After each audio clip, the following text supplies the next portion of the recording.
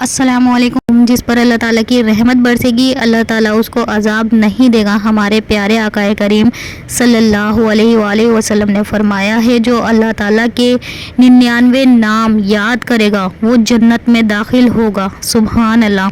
یہ نام وہ ہیں جن کو یاد کرنا جنتی ہونے کی خوشخبری ہے. اس سے پہلے آپ کو کبیرہ گناہوں سے بچنا ہے. کبیرہ گناہوں سے اگر کوئی بچنا چاہتا ہے تو اللہ تعالیٰ کے 99 ناموں کو پڑھنے کا معمول بنائے. یہ نام جنت میں داخل ہونے کا ذریعہ ہے. کبیرہ گناہوں سے بچنا بہت ضروری ہے، مگر اس کا مطلب یہ نہیں ہے کہ آپ نماز نہیں پڑھیں گے. آپ یہ 99 نیمز اگر آپ نے یاد کر لیے تو آپ نماز چھوڑ دیں گے اور آپ جنتی ہو جائیں گے، مگر ایسا حدیث میں نہیں آیا ہے.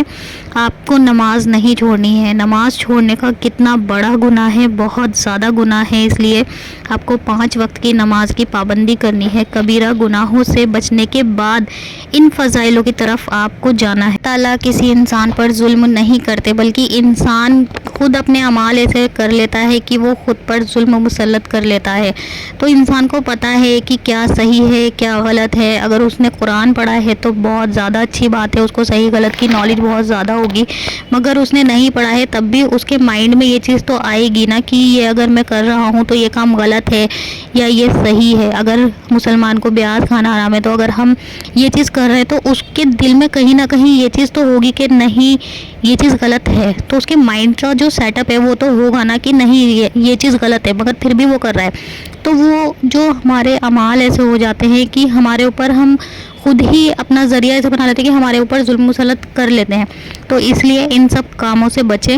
اور انسان کو پتہ ہوتا ہے کہ ہاں ہم غلط کر رہے ہیں تو ہر وقت اللہ تعالیٰ سے اپنے گناہوں کی معافی مانگتے رہیں، نماز پڑھیں، اذکار کریں، گناہوں سے جتنا ہو سکے بچیں. اللہ تعالیٰ ہم سب کی حفاظت فرمائے، آمین. تو آگے میں آپ کو 99 نیمز اللہ تعالیٰ کے بتا رہی ہوں، تو آپ اس کو دھیان سے سنیے گا اور میرے چینل کو سبسکرائب کرنا نہ بھولیے گا. ویڈیو کو لائک کیجیے گا اور شیئر ضرور کیجیے گا. یا اللہ، الرحمن الرحیم، المالک، القدوس، السلام، المومن، المہیمن، العزیز، الجبار، المتکبر، الخالق، الباری، المصور، الغفار، القہار، الوہاب، الرزاق، الفتاح، العلیم، القابض، الباسط، الخافض، الرافع، المعز، المذل، السمیع، البصیر، الحکام، العدل، اللطیف،